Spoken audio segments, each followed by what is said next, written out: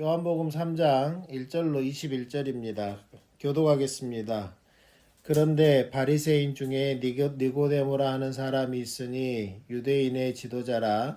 그가 밤에 예수께 와서 이르되 rabbi여 우리가 당신은 하나님께로부터 오신 스승인 줄 아나이다. 하나님이 함께 하시지 아니하면 당신이 행하시는 이 표적을 아무도 알 수 없으니이다. 예수께서 대답하여 이르시되 진실로 진실로 내게 이르노니 사람이 거듭나지 아니하면 하나님의 나라를 볼 수 없느니라. 니고데모가 이르되 사람이 늙으면 어떻게 날 수 있사옵나이까? 두 번째 모태에 들어갔다가 날 수 있사옵나이까? 예수께서 대답하시되 진실로 진실로 내게 이르노니 사람이 물과 성령으로 나지 아니하면 하나님의 나라에 들어갈 수 없느니라. 육으로 난 것은 육이요 영으로 난 것은 영이니. 내가 거듭나야 하겠다는 말을 놀랍게 여기지 말라. 사람이 임의로 불매 내가 그 소리는 들어도 어디서 와서 어디로 가는지 알지 못하나니 많은 사람도 다 그러하니라. 니고데모가 대답하여 이르되 어찌 그러한 일이 있을 수 있나이까? 예수께서 그에게 대답하여 이르시되 너는 이스라엘의 선생으로서 이러한 것들을 알지 못하느냐? 진실로 진실로 내게 이르노니 우리는 아는 것을 말하고 본 것을 증언하노라. 그러나 너희가 우리의 증언을 받지 아니하는도다. 내가 땅의 일을 말하여도 너희가 믿지 아니하거든. 하물며 하늘의 일을 말하면 어떻게 믿겠느냐? 하늘에서 내려온 자 곧 인자 외에는 하늘에 올라간 자가 없느니라. 모세가 광야에서 뱀을 든 것 같이 인자도 들려야 하리니. 이는 그를 믿는 자마다 영생을 얻게 하려 하심이니라. 하나님이 세상을 이처럼 사랑하사 독생자를 주셨으니 이는 그를 믿는 자마다 멸망하지 않고 영생을 얻게 하려 하심이라. 하나님이 그 아들을 세상에 보내신 것은 세상을 심판하려 하심이 아니요 그로 말미암아 세상이 구원을 받게 하려 하심이라. 그를 믿는 자는 심판을 받지 아니하는 것이요 믿지 아니하는 자는 하나님의 독생자의 이름을 믿지 아니하므로 벌써 심판을 받은 것이니라. 그 정죄는 이것이니 곧 빛이 세상에 왔으되 사람들이 자기 행위가 악함으로 빛보다 어두움을 더 사랑한 것이니라. 악을 행하는 자마다 빛을 미워하여 빛으로 오지 아니하나니 이는 그 행위가 드러날까 함이요. 진리를 따르는 자는 빛으로 오나니 이는 그 행위가 하나님 안에서 행한 것임을 나타내려 함이라 하시니라. 아멘. 예, 오늘은 요한복음 3장 1절로 21절을 통하여서 영생의 문제에 대해서 또한 예수 그리스도를 통한 하나님의 의도가 영생인 것을 우리가 알 수 있습니다. 많은 사람들이 죽지 않고 영원히 사는 방법들을 찾아다녔죠. 그래서 뭐 진시황은 불로초를 구하기 위해서 사신들을 각국에 보내서 좋은 약재들을 불로초를 구하러 다녔다고 하죠. 예. 그뿐만 아니라 많은 사람들은 또 영생, 죽은 이후에 계속해서 영생을 얻기 위해서 천국에 가기 위해 소위 천국에 가기 위해서 많은 노력들을 했습니다. 하고 있고요. 그렇게 또 선행들을 하면은 또 어떤 수양을 하면은 참선이나 이런 것들을 하면은 그렇게 될 거라고 생각들을 하는 거죠. 그런데 이것은 비단 타 종교에서만 일어나는 일이 아니고요. 기독교 안에서도 하나님을 믿는 사람들의 삶 속에서도 이러한 것들은 나타납니다. 무슨 말인가 하니 우리가 천국에 가는 것이 하나님 말씀을 지켜서 가는 것이 아니잖아요. 그러니까 우리가 의롭게 되는 것이 우리 행위로 되는 것이 아니잖아요. 마치 그렇게 되는 것처럼 하나님의 은혜를 구하는 수단으로서 행위를 가지고 하나님 앞에 서려고 하는 그런 자세들도 어쩌면은 영생을 얻으려는 노력들인 거죠. 바리새인들이 그랬습니다. 그래서 예수님께서 그렇게 말씀하셨잖아요. 요한복음 3장 39절 상반절에 너희가 성경에서 영생을 얻는 줄 생각하고 성경을 연구하거니와. 그러니까 성경을 연구하고 또 바리새인들은 어떻게 합니까? 구체적으로 무엇을 해야 되고 무엇을 하지 말아야 될 그런 규칙들을 수백 가지를 정해놓고 그것을 하나도 빠짐없이 지키기 위해서 노력을 합니다. 심지어는 마태복음 23장 23절에 보면은 서기관들과 바리새인들이여 너희가 박하와 회양과 근처의 11조는 들이되. 그러니까 철저하게 이들은 텃밭에 심겨놓은 우리가 도시에서는 그러잖아요. 베란다에다가 화분에다가 고추 몇 포기 심고 상추 심고 막 그래가지고 이렇게 먹잖아요. 또 조금 텃밭이 있으면 거기다가 채소들을 갖고서 먹잖아요. 그럼 그거는 그냥 우리가 밥 먹을 때 이렇게 따다가 먹는 정도인데 바리새인들은 이런 것까지도 철저하게 10장이면 한 장 빼서 11조로 드렸다라는 거예요. 그 정도로 철두철미하게 율법을 지키기 위해서 자기들이 정해놓은 그 규칙을 지키기 위해서 힘쓰고 애썼다라는 거예요. 이런 것들이 다 뭐냐면 영생을 얻기 위한 노력이었다라는 거예요. 영생을 얻기 위한. 그렇게 해야 구원을 받는다고 생각했어요. 그러니까 신약에서는 또 예수 믿는 사람들도 예수님만 믿어서는 구원을 받는 게 아니다. 그래서 아브라함의 자손이 되기 위해서는 할례를 받아야 된다. 예. 할례도 받아야 된다. 그렇게 해야 구원받는다. 이런 식으로 노력들을 했다라는 거예요. 무엇을 얻으려고요? 영생을 얻으려고, 구원을 얻으려고. 그런데 예수님은 밤중에 찾아온 니고데모에게, 그러니까 니고데모가 사내들인 공회 회원으로서 유대인의 간원인데 지도자라고 말하는 것은 사내들인 공회 회원이라는 겁니다. 사내들인은 모든 의결기구입니다. 유대인의 의결기구였어요. 그러니까 오늘날로 말하면 국회의원이라고 생각하면 되죠. 그래서 무슨 일이 있으면은 공회를 소집해서 안건을 올리고 그 안건을 처리했습니다.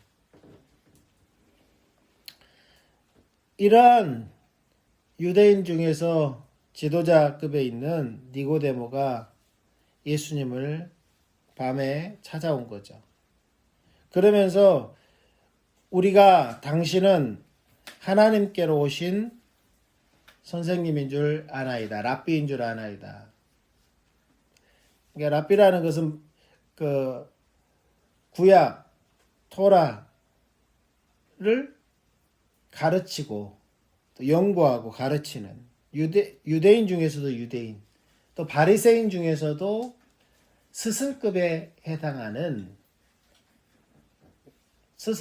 그러니까 바리새인들도 많이 있잖아요. 그 중에서도 스승급에 해당하는 분이라는 거예요. 예수님은 그 정도로 니고데모는 인정하고 있었어요. 말씀을 가르치는 걸 보고 또 예수님 행하는 표적을 보고. 그래서 하나님이 함께 하시지 않으면은 당신의 행하는 모든 표적이 그거는 불가능한 거다. 사람으로서는 할 수 없는 거다. 일반 사람으로서는 할 수 없다. 하나님이 분명히 당신과 함께하고 계시다. 라는 정도를 알고 있었죠. 그러니까 예수님께서 핵심적인 이야기를 하는 거예요. 중심을 건드리는 거예요. 무엇을 이야기했냐면 거듭남에 대해서 이야기합니다. 거듭남. 하나님 나를 거듭나지 아니하면 하나님 나를 볼 수 없다. 하나님 나라를 경험할 수 없다. 하나님 나라에 참여할 수 없다. 하나님 나라를 인식조차 할 수 없다라는 거예요. 많은 바리새인들은, 그러니까 니고데모는 바리새인이고요. 산헤드린 공회의 회원이었습니다. 그러니까 바리새인들은 왜 그렇게 행위에 집착하고 그들이 영생을 얻기 위해서 성경을 연구하냐는 거예요. 그러면서 정작 그 하나님 나라를 보는 것조차, 인식하는 것조차 하지 못하는 것에 대해서 주님께서 그 중심을 건드리는 거죠. 거듭나야 된다는 거예요.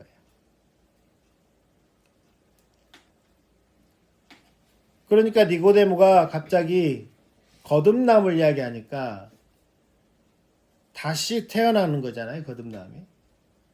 그러니까 모친의 몸으로 다시 들어가야 되냐고 묻는 거예요. 황당하다는 듯이. 그러니까 이번에는 예수님께서 어떻게 거듭나야 되는지를 이야기하는 거죠. 물과 성령으로 거듭나지 아니하면 하나님 나라에 들어갈 수 없다 라고 말하는 겁니다.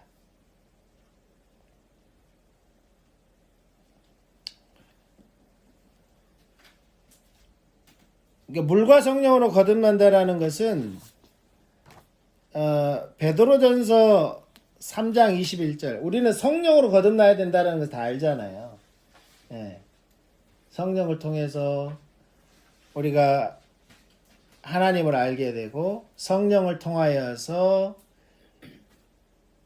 성령이 아니고서는 예수를 주라 할 수 없다라고 했잖아요. 성령이 아니고서는 우리가 깨달을 수 없기 때문에 성령으로 거듭나야 된다는 말은 어느 정도 알고 있어요. 근데 물과 성령으로 해서 그 물은 뭐냐? 여러 가지 해석이 있지만 대표적으로 두 가지가 있어요. 하나는 그러니까 우리가 자연적으로 태어날 때 그 양수 가운데 있었잖아요. 어머니 모태에. 그래서 그 태어나는 걸 말한다라고 하는 그런 이론이 있고요. 그러면 거듭나는 게 아니잖아요. 그건 이미 태어난 거잖아요. 거듭남과 좀 이렇게 연결되기 힘들죠. 그럼 또 한 가지는 뭐냐? 이 물이 회개하는 것을 말한다. 돌이키는 것을 말한다. 그래서 베드로전서 3장 21절에 물은 예수 그리스도께서 부활하심으로 말미암아 이제 너희를 구원하는 편이 곧 세례라. 이는 육체의 더러운 것을 제하여 버림이 아니요 하나님을 향한 선한 양심의 강군이라. 그러니까 유대인들은 그 유대인으로 개종하는 사람들을 세례를 주고 돌이키는 표시로서 세례를 주고 받아들였어요. 세례를 주고.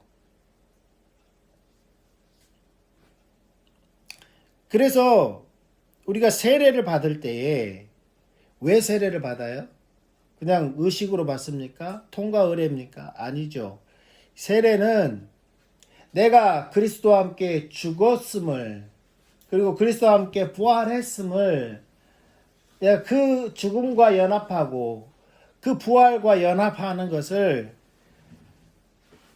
많은 사람들 앞에서 시인하고 고백하고 또한 그렇게 순종함으로써 하나님의 공동체 일원이 되는 거예요.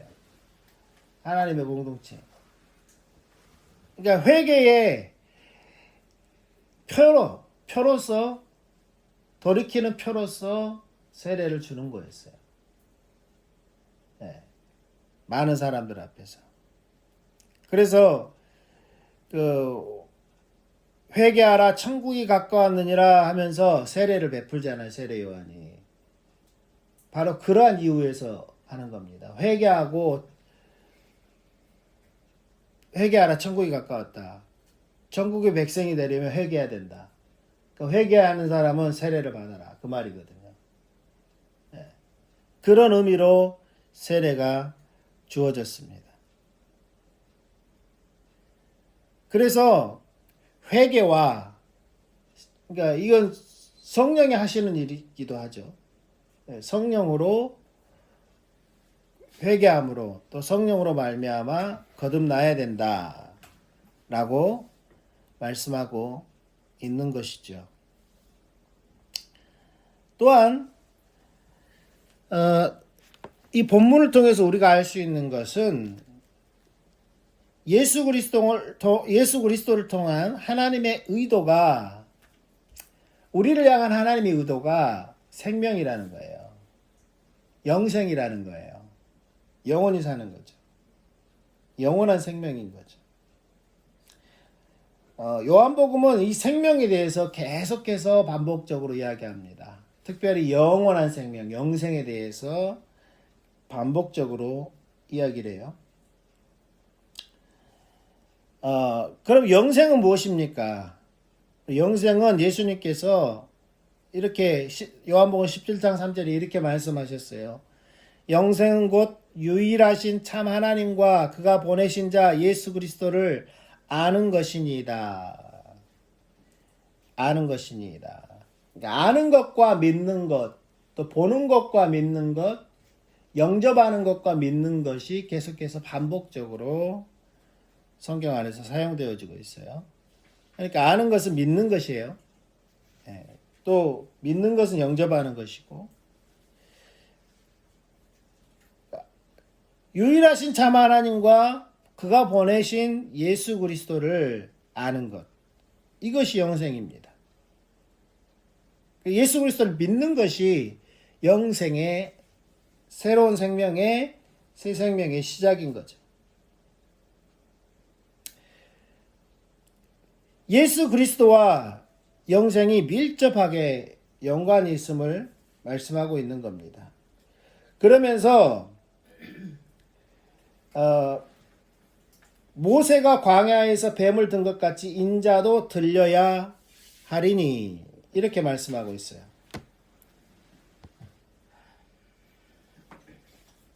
그러면 예수 그리스도가 죽어야 된다는 이야기잖아요. 그리고 죽어야 되고 부활해야 된다는 말씀이잖아요. 그러니까 결국은 십자가와 부활이 없이는, 십자가에 못 박히신 예수 그리스도를 믿지 않으면 영생이 없다라는 얘기예요. 영생이 없다라는 얘기. 구원을 받을 수 없다라는 얘기죠. 물과 성령으로 거듭나는 그 핵심은 뭐예요? 무엇을 믿는 거예요? 예수 그리스도를 믿고 자신을 회개하고 자기의 죄를 회개하고 예수 그리스도를 영접하는 거예요. 그래서 우리가 예수 그리스도를 믿느냐 그리고 영접했느냐 묻는 거죠. 자기의 개인의 구주로, 주인으로 영접했느냐. 자기의 그 과거의 자기중심적인 삶을 회개하고 하나님 중심적으로 돌이키겠다라는 그 회개와 예수 그리스도가 나의 죄를 다 용서하신 구원자의 신을 믿는 것과, 그리고 나의 삶의 주인인 것을 인정하고 그분을 따라가는데, 여기 모든 과정에 있어서 성령은 필수예요. 성령은 필수예요. 이렇게 해서 예수 그리스도와 영생의 관계에 대해서 말씀하고 있는 겁니다. 그러면서 더 구체적으로 말씀하시죠. 이는 그를 믿는 자마다 영생을 얻게 하려 하심이라. 이는 그를 믿는 자마다 구원을 받게 하려 하심이라. 16절 하나님이 세상을 이처럼 사랑하사 독생자를 주셨으니. 다시 한번 반복하죠. 이는 그를 믿는 자마다 멸망하지 않고 영생을 얻게 하려 하심이라. 이는 그를 믿는 자마다 멸망하지 않고 구원을 얻게 하려 하심이라. 앞에는 독생자의 이름을 믿는 자에게 뭘 준다고 그랬어요? 하나님의 자녀가 되는 권세를 준다고 했잖아요. 그러니까 이게 같은 말의 반복인 거죠. 같은 말의 다른 표현, 같은 의미가 반복되는 거죠. 마치 구약의 히브리 문학에서 그 같은 말을 다른 표현을 써서 반복하듯이 그걸 평행법이라 하잖아요. 그러한 문학적인 그런 기법들이 신약에도, 왜냐하면 아무리 헬라어를 써도 그들 사고 속에는 뭐가 있어요? 히브리적 그런 사고들이 있기 때문에 이게 이제 나타나는 거예요. 앞에서도 나타나고 뒤에서 나타나고 계속해서 반복적으로 다른 말로 표현되어지는 거죠. 그래서 예수 그리스도와 영생의 관계에 대해서 말씀하고 있고요. 또 한 가지는 뭐냐면 예수 그리스도와 심판에 대해서 말씀하고 있어요. 심판에 대해서. 17절 하나님이 그 아들을 세상에 보내신 것은 세상을 심판하려 하심이 아니요 그로 말미암아 세상을 구원을 받게 하려 하심이라. 구원과도 관련이 있고, 여기서는 또 구원이라고 그랬죠. 앞에는 영생이라고 그랬고, 그렇죠? 그러니까 구원과도 관련이 있을 뿐만 아니라 심판과도 관련이 있음을 언급하고, 18절에는 그 심판을 구체적으로 말합니다. 그를 믿는 자는 심판을 받지 아니하는 것이요. 그러니까 믿지 않는 자는 하나님의 독생자의 이름을 믿지 아니함으로 벌써 심판을 받은 것이라. 그러니까 구원이 이런 겁니다. 그러니까 믿지 아니함으로 벌써 심판을 받았다라는 말은 뭐예요? 믿지 않은 상태에 있는 사람들은 이미 심판 가운데 있는 사람들이라. 그 말이에요. 그러니까 우리는 어디에서 구원받은 거예요? 이미 심판 가운데 있는 상태에서 우리가 구원을 받은 거예요. 예. 이미 진노의 자식이었다고요. 예. 형이 집행되지 않았을 뿐이지, 감옥에 가지 않았을 뿐이지 뭐예요? 이미 우리는 죄인이라는, 이미 정죄를 받았어요. 이미 심판을 받은 상태라고요. 판결을 받은 상태라고요. 벌써부터. 그런 상태에 놓여 있었다라는 거예요. 그래서 예수 그리스도와 심판의 관계에 대해서 말씀하는 거예요. 로마서 2장 1절에서 8절에 그러므로 남을 판단하는 사람아 누구를 막론하고 내가 핑계하지 못할 것은 남을 판단하는 것으로 내가 너를 정죄함이니 판단하는 내가 같은 일을 행함이라. 이런 일을 행하는 자에게 하나님의 심판이 진리대로 되는 줄 우리가 아노라. 이런 일을 행하는 자를 판단하고도 같은 일을 행하는 사람아 내가 하나님의 심판을 피할 줄로 생각하느냐. 그러니까 하나님의 심판은 피할 수 없다라는 거예요. 피할 수 없다라는 거예요.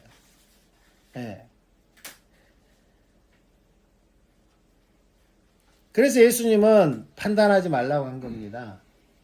판단하지 말라. 우리는 판단할 수 있는 뭐가 없어요? 권리가 없어요. 자격이 없어요. 우리는 판단할 수 있는 자격이 없고 권리가 없습니다.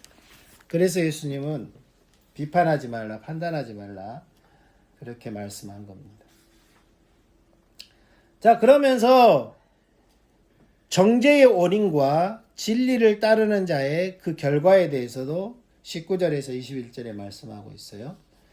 정죄는 이것이니 곧 빛이 세상에 왔으되 사람들이 자기 행위가 악함으로 빛보다 어두움을 더 사랑한 것이니라. 그러니까 왜 정죄에 이르게 되냐면 이미 정죄를 받았지만 이 또한 그 상태에 머무르게 되냐면 빛이 왔으되 여전히 어둠을 사랑하는 거예요. 하나님께서 구원의 은혜를, 구원의 길을 제시했는데도 불구하고 그것을 받아들이지 않는 거죠. 왜요? 여전히 자기를 사랑하고 세상을 사랑하고 그러한 상태에 있는 겁니다. 어두움을 사랑하는 상태로 머물러 있는 겁니다. 악을 행하는 자마다 빛을 미워하며 빛으로 오지 아니하나니 이는 그 행위가 드러날까 함이라. 반면에 진리를 따르는 자는 빛으로 오나니 이는 그 행위가 하나님 안에서 행한 것임을 나타내려 함이라 하시니라. 그러니까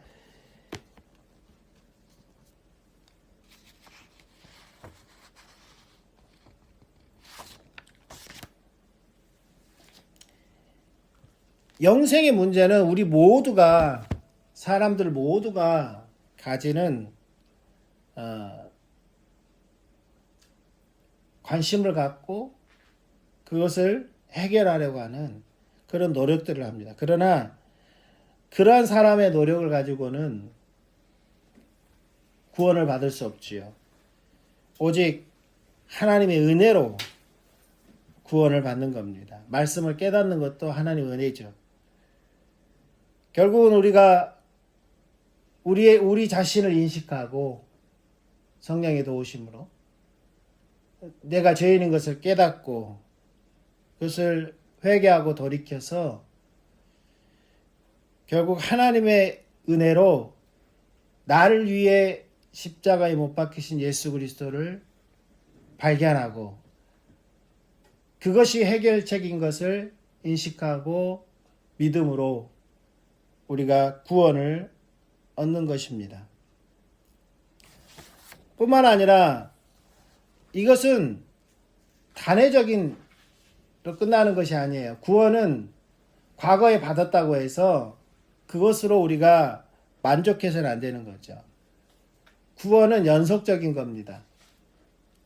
그래서 예수 그리스도와의 관계 가운데서 우리는 끊임없이 빛 가운데 나아가야 하는 거죠. 진리의 말씀으로 빛 가운데 나아가야 합니다.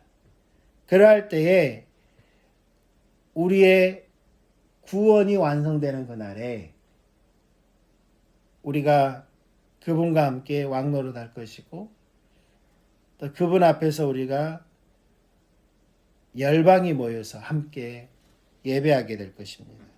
우리가 그날을 우리가 고대하면서 주님 다시 오실 그날을 고대하면서 하나님의 자녀다운 진리를 따르는 또 빛 가운데 거하는 성도다운 그런 삶을 살 수 있기를 예수님의 이름으로 축원합니다.